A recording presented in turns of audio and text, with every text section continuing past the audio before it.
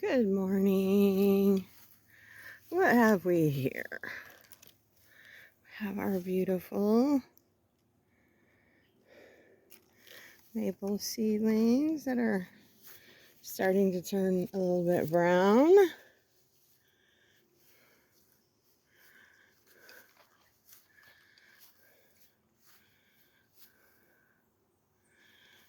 As we move the calendar towards August.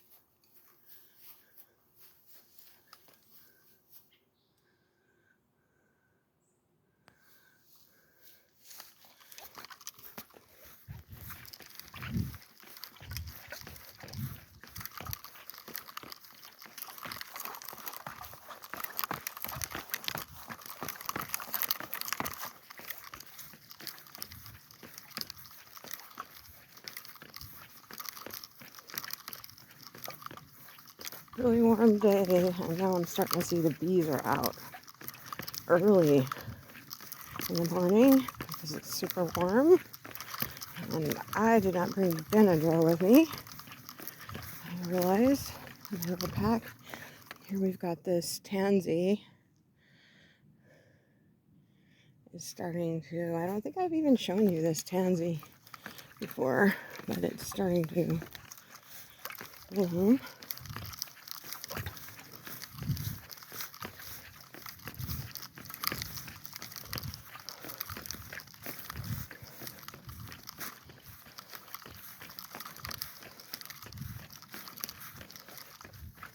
My sister sent me some little Facebook links. There's the fireweed over there,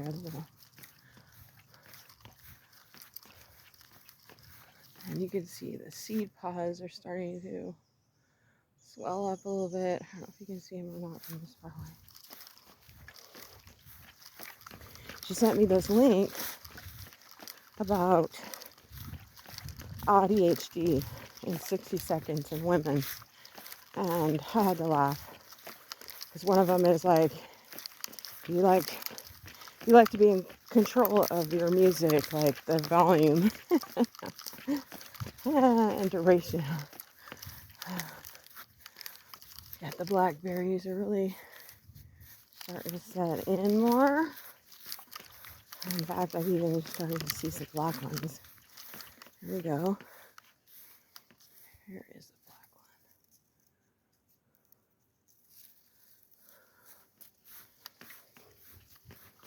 one. Kind of a cloudy, I guess, morning. More like hazy, strange haze. Here we go. Might be just a minute before those little ones on the tips usually ripen first.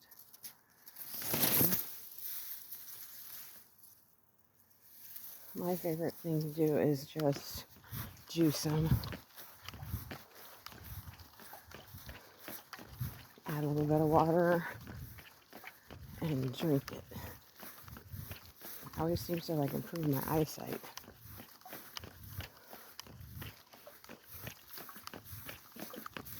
This, I think it looks like a pea. The little pods look like peas, but I think that they're really poisonous. And I think this is the one that the kid up in Alaska, that I think he was like out there into the wild or whatever. I think they made a movie about him. But yeah, they look like a pea, sweet pea, but very toxic.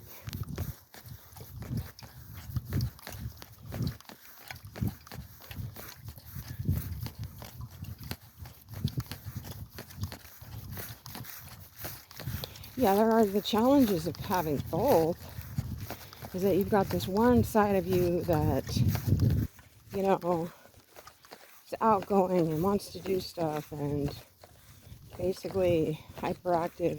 And another cool thing that I just learned, which brings a lot of my shame and whatever, it kind of tethers that a little bit, is that for women, it isn't really manifested on the outside so much as on the inside. Here's more. These look like these are pretty close to being picked. But it manifests internally as excessive thoughts. And that makes so much sense. And then we get misdiagnosed, like, well, we get anxiety. We get diagnosed with anxiety.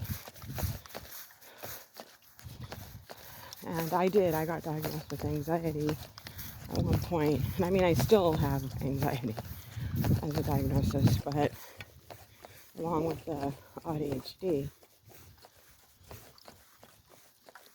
But the opposing forces is like the autistic side of you wants things to be consistent and in order and predictable. And then the ADHD side likes the novelty. And so there's definitely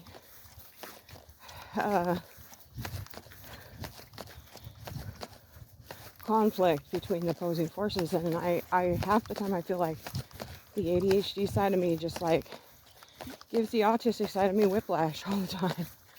Like, whew, but I'm beginning to recognize what's happening and understanding more of my limits.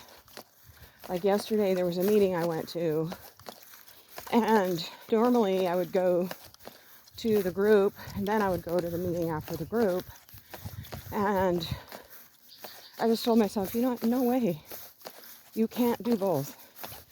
You can't.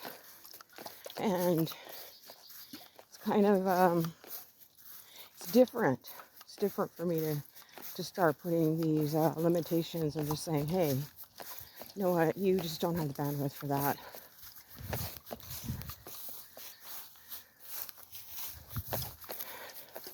I wonder what this little yellow flower is. So pretty. Little guy here.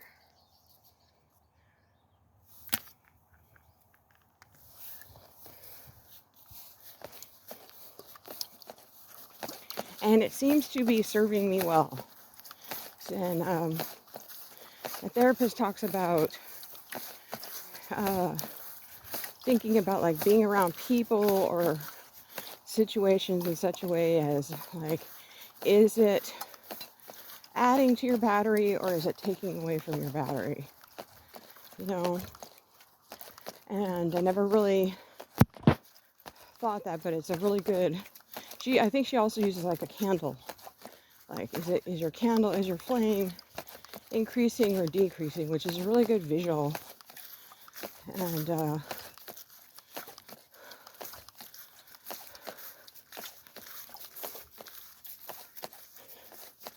I just find it really helpful when I remember, but I'm really getting to the point where I'm okay with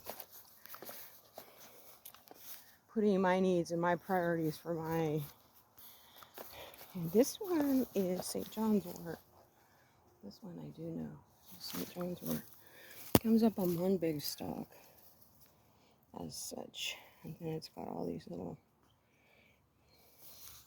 yellow blossoms. And here's more of that pea, just like lots of it.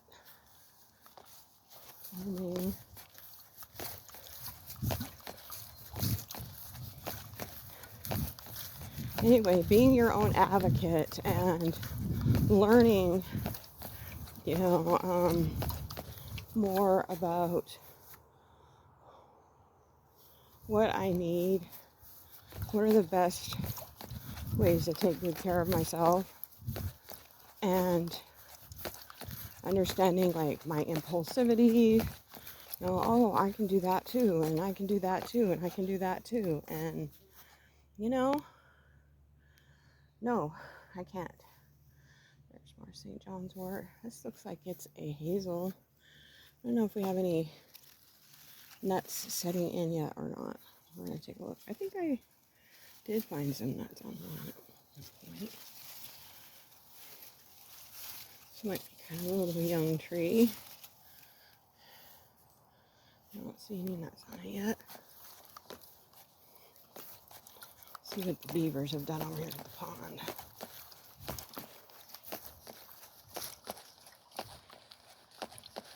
Yeah, taking care of yourself includes, you know, looking at your history. Just like I did with the PTSD, I started analyzing my triggers. I feel like that's what I'm doing now with the overwhelm and the burnout, is I'm backtracking. So I backtrack and I say, okay, what happened? What went down that I'm a day off now? I have a completely down day where I have to rest the whole day and I'm getting basically nothing done. And I also have to reframe that sort of thinking as well, but because I'm not a machine. Even though the ADHD side of me wants to, you know, believe that I am some kind of machine and that I can just keep going and going and going. There's a little beaver pond and our little tree. The beaver cut down, but I don't see any more activity. I mean, I'm sure there is, but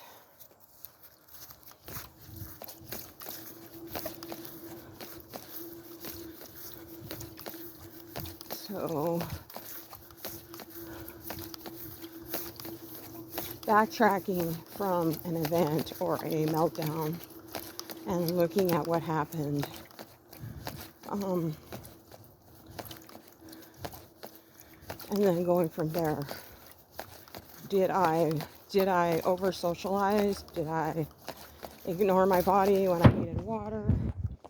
You know, did I even drink water?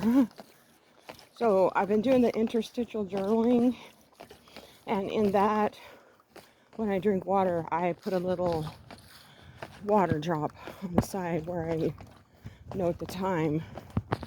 And I got that from Google. I Google, not AI there, and I'm like, how can I remember to drink water? And I don't know, somehow down the rabbit hole there, it suggested that in my interstitial journaling, just put a little water droplet whenever I do drink some water. That seems to be like a good idea.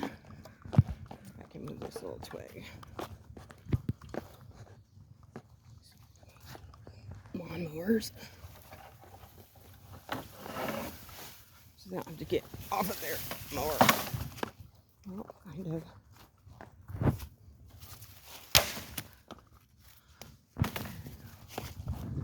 There's still a few more, but some of my other walkers will pick them up.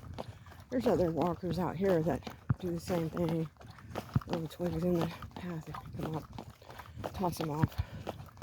So the lawnmowers can do their happy dance out here, which I'm so grateful. But there's our little puppy puffers. They're not quite as crinkly now because I think the little seeds are starting to set in. Maybe. Just like the way that sounds.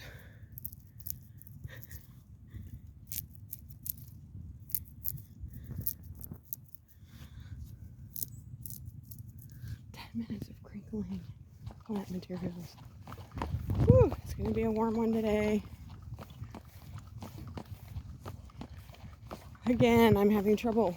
What's happening is I'm not very good with all this video stuff, but I'm trying to do my best. And uploading the videos is challenging because then I try to find them and I can't seem to find them when I'm trying to upload it to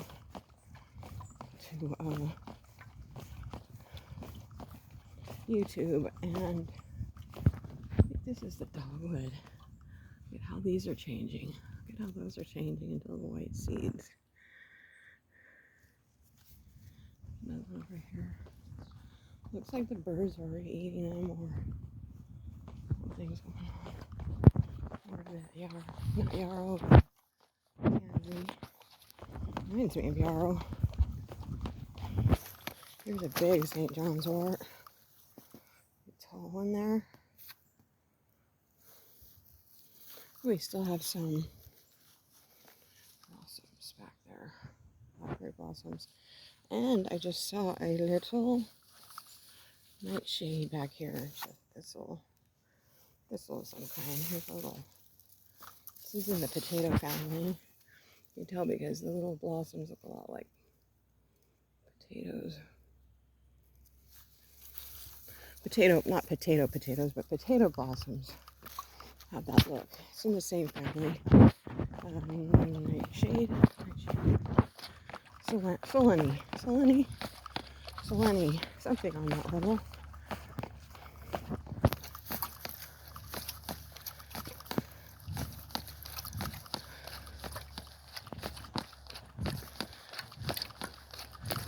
So I'm hoping that I'm getting better. I mean, I'm getting better at just saying, you know what, you better not do that. I've even gotten completely dressed and ready to go out and go dancing or go do something, and then just went, you know, you're tired. You need to just turn around and go back in the house and go to bed.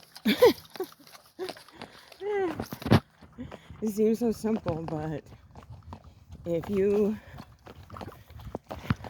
know, you know what this is like. And here's, look at, this is a whole little pasture now of this tansy, which is like not good for cattle, but it is pretty, and it does have a little bit of mentholy fragrance to it. I heard that the root is actually good for like numbing pain, like toothaches and that sort of thing. Do not try this at home. Look at this. This is kind of an interesting. Little thistle's gone completely to flower. It's all pretty purple. Kind of a pinkish purple. Isn't that lovely? And the grass is just getting kind of browner. Most of the grass is brown. This is a dock.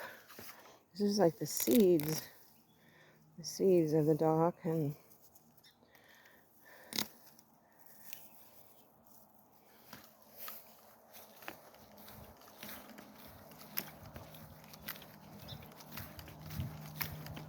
little bird back there. You can see him. So happy. There's a little birdie down there.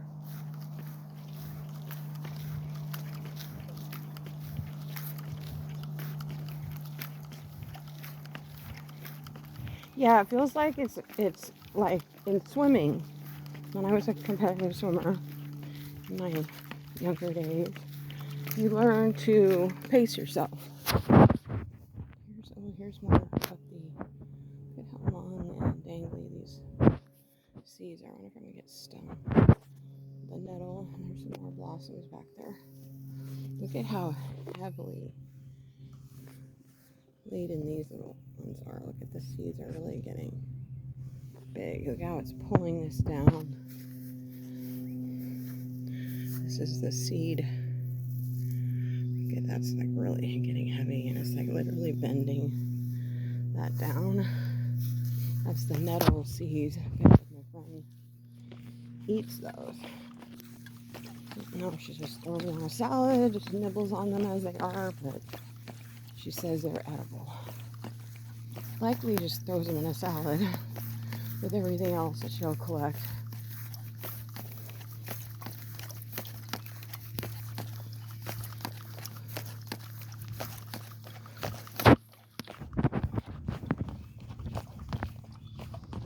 Yeah, I really do like this interstitial journaling. Yesterday I just got so busy with so many things that I ended up not really recording everything that I did. But I don't feel guilty. I don't feel guilty like if I had a list for the day and, you know, you got to accomplish all this stuff on the list.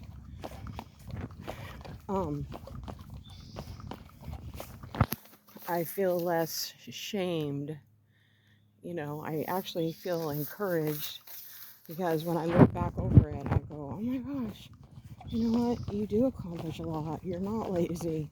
You know, it's, to me, it's like visual proof that I'm okay.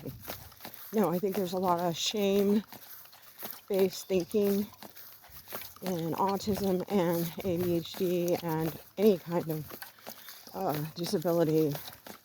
There's a lot of shame that comes with it, and this can develop into low self-regard, low self-esteem, and just feeling like your life isn't really worth anything. These grasses are really pretty. I think that, oh, what is that stuff called?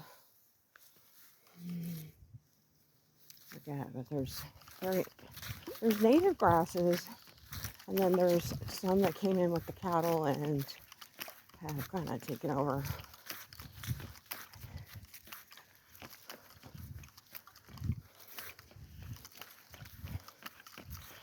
Interesting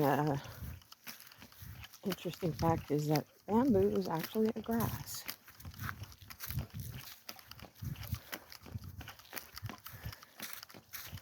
Whew. Well, it's gonna be a warm one today.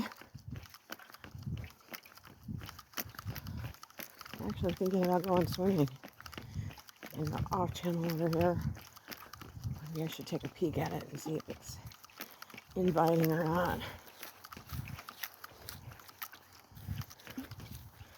Tree just looking so magnificent today. Aren't you just beautiful? Look at you. Just bringing it.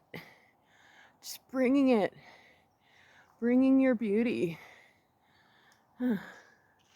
Just bringing it to the world, aren't you? Bring it. There's a couple more over here. Maples. You're getting to see them. If you follow, you can binge watch and see the changing of the seasons. These trees.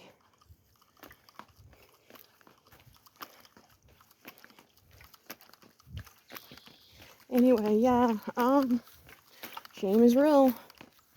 Shaming ourselves is real. You know, it feels like we have to work twice as hard. And even if we do, like that little Facebook post my sister sent me is, even if we do a lot, we still don't feel like we've done enough. Like we're not enough. And very shame-based thinking is something I'm working on changing.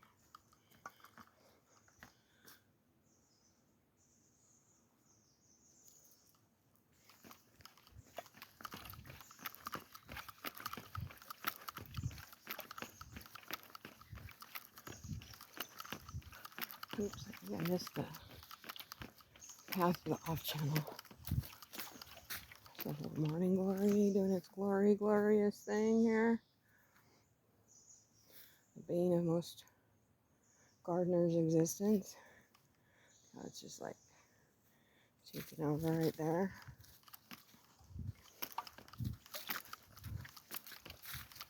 Lots of things happening out here today. Part of me was like, there's not much going on, but you really take a deeper look. There's quite a bit going on out here in nature.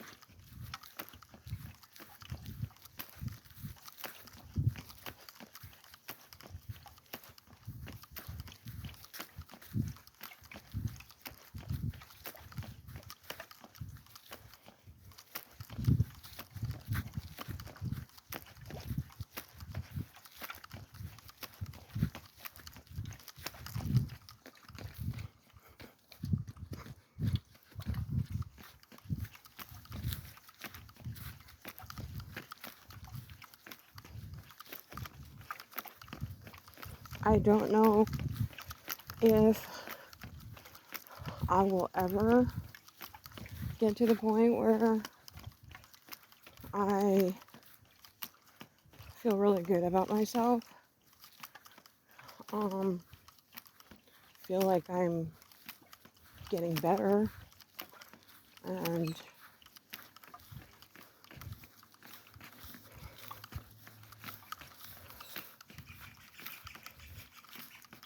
I know that there's just so much more that I need to learn, or that I can learn, to help myself and my friends. I have friends that are also on the spectrum, and if you're watching this, you're likely one of my friends. And whether or not you're on the spectrum, people have self-worth issues, you know, and it's challenging. If you have PTSD, if you have neurodivergence,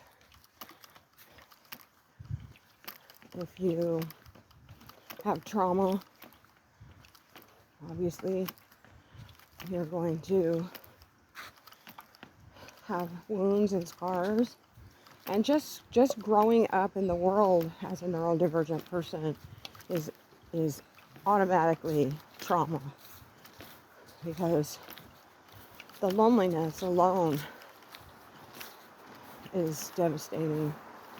You can be smiling in a group of people, and I remember telling someone at one point that I always feel like so alone when even when I'm with people. Like, I feel so alone.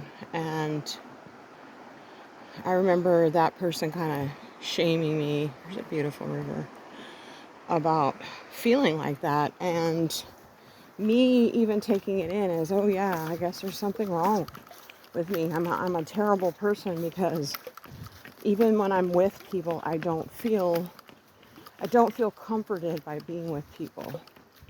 I don't feel connected, you know, and it all makes sense now, you know. It makes a lot of sense now.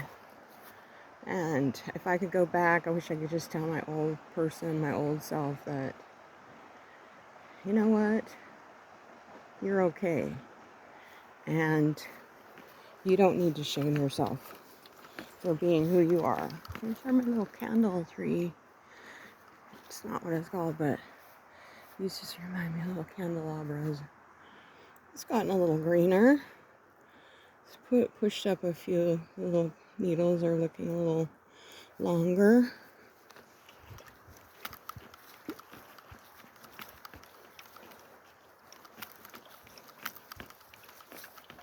So, yeah. I think when you compare yourself to other people, is a good way to get really depressed. Whether if you're a woman and you're comparing yourself to another woman, you know, maybe she's thinner, maybe, you know, her hair is prettier, longer, whatever you're comparing yourself to, physical characteristics or mental, or, you know, maybe the characteristics, or the, you know, their career, that they've actually had a career and things like that. And comparison is a good way to make yourself very depressed. So, you know, each one of us has our moment in this place, and like beautiful flowers, you know, a flower shines and gives its beauty, and it becomes fruit, it feeds, it gives life, nourishment. I don't know where I'm going with all that, just that everybody is special and unique, and that doesn't mean, you know, I don't know what I'm getting at. Oh, look at, here's our seeds for the invasive Scotch broom, turning brown. Some of them have split open and shared their little seed joy with the world already.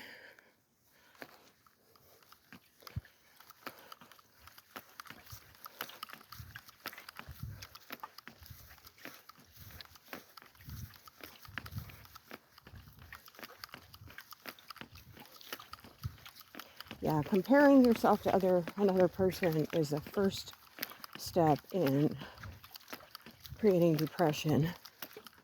And when I catch myself doing it, I have to just say, stop, stop, don't even go there, because I think the creator, the universe, gave us each a unique fingerprint, and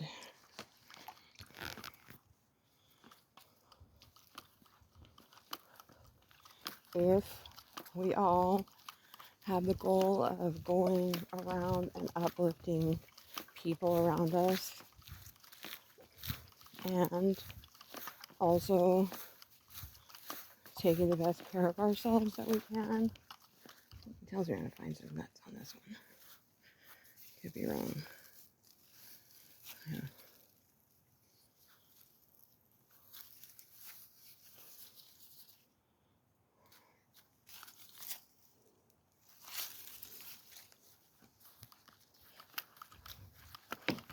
Yeah, thoughts, and active thoughts, and too many thoughts, and needing to meditate because your brain is just actively, endlessly thinking thoughts.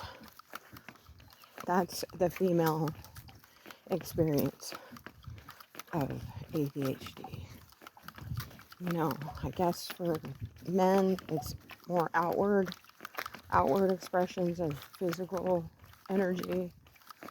And learning this, I feel, has been really liberating in a way, because, I can say to myself, okay, that's one of the reasons why you were missed as a child, is because you had an active brain, rather than, I was very active physically too, don't get me wrong. I loved sports. But opening up all these little doors and learning more and finding out more, it's just been really great, enlightening.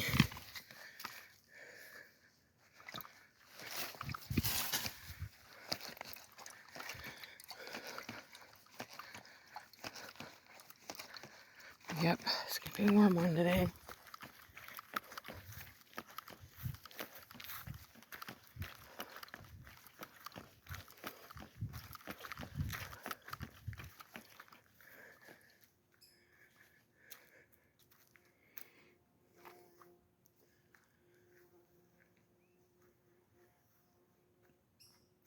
I think that's a horsefly. Swarming me.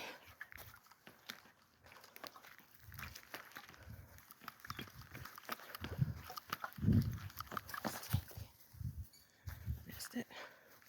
I want to show you a snake, but I keep missing. I don't have my camera on. They're out really enjoying the warmth. Little garter snakes. My son used to always pick them up and they would poop on him. And he'd be all freaked out because he had poop on his hands. Both my sons have issues with their hands getting dirty, but I also have issues with my hands getting dirty.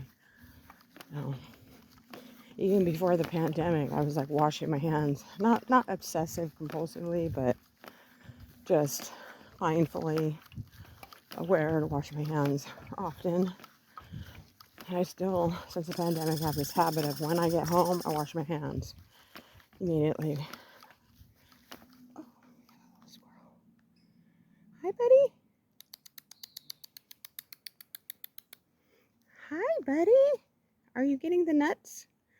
Looks like he's on a hazelnut tree there.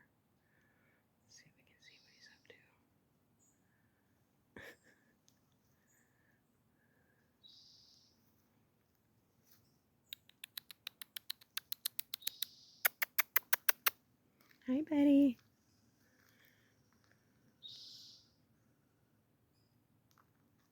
Something's warming me. Wants to bite me. Hi, Betty. Hi, Betty. What you doing? Hi, Betty.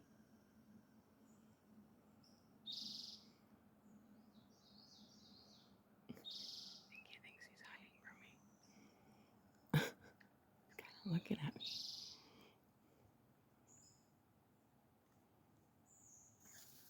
Oh, there he goes.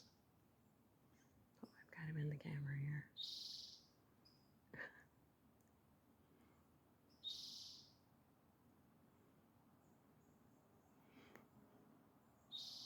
He's all just hanging off the branch right there. It's so cute.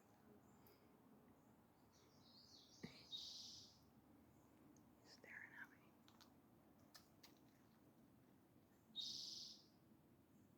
That, I believe, is a Douglas squirrel. Douglas squirrels are brown, and they're kind of being forced out of their range by the gray squirrels. Yeah, he's like all happy, jumping around. He's really giving us a show today. Normally they just like disappear. Oh, look at him.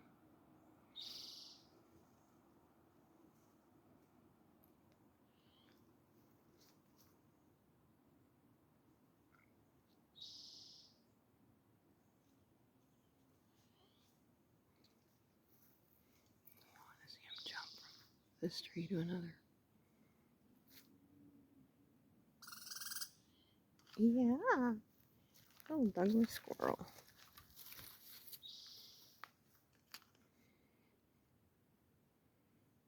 I always like how like they'll go on the side of a tree, and then like if you start going on that side, then they just like scoot over.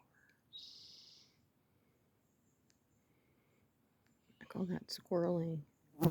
Like, you know, if you're somewhere and you see somebody that you don't really want to see, you can take your cue from the squirrel. And you can like say you're in the grocery store and you know there's somebody you don't really want to talk to because you're not feeling it.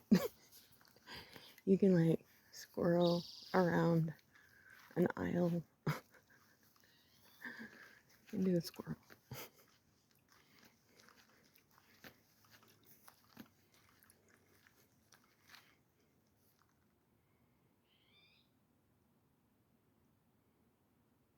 Well, that was sweet. I only get to see one for that long.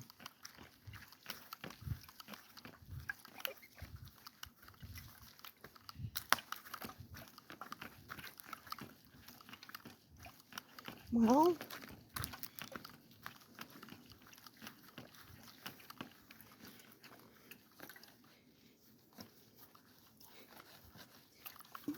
busy day out here in nature. We could just see a snake. I would like really top everything off.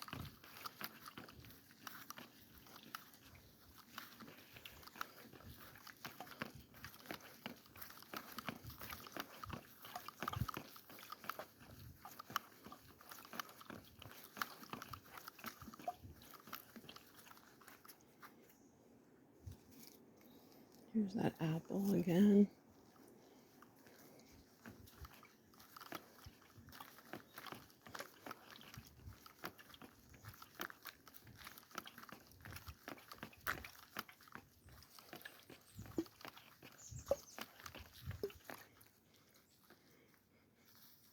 This little vine maple is so peaceful. I don't know why, I really just love this one. The leaves are just so pretty.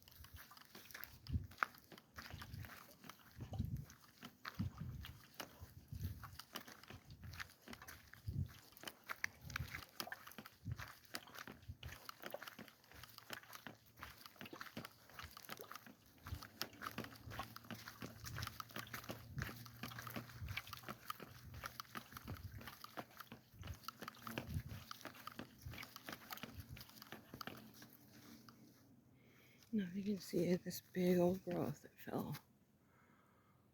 Kind of goes up the hill here.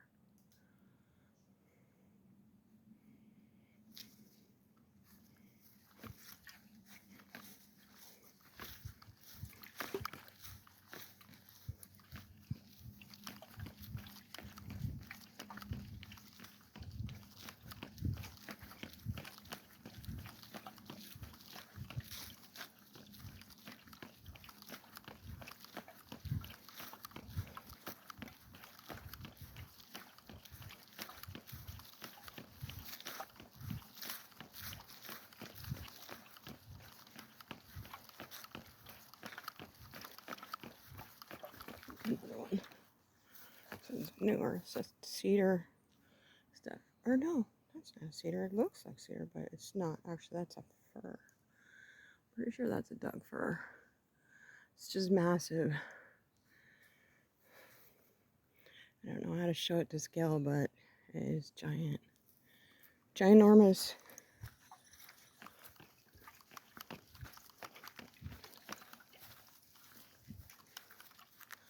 The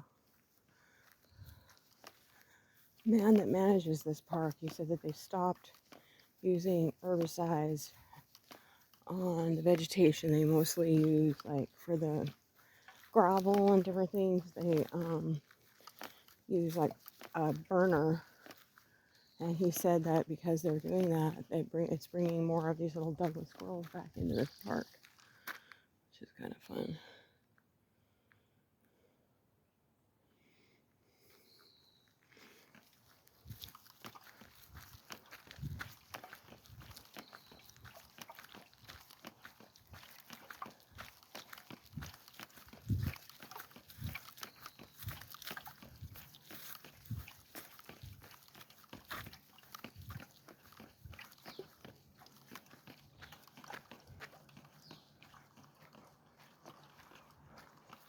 Someday I'm gonna have to show you this really big, giant, epic, beautiful cottonwood.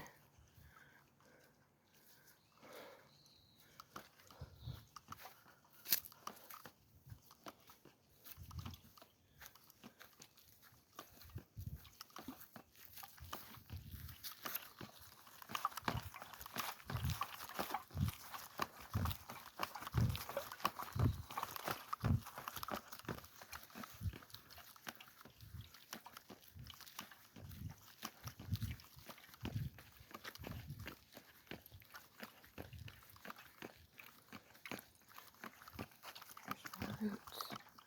Cottonwood roots.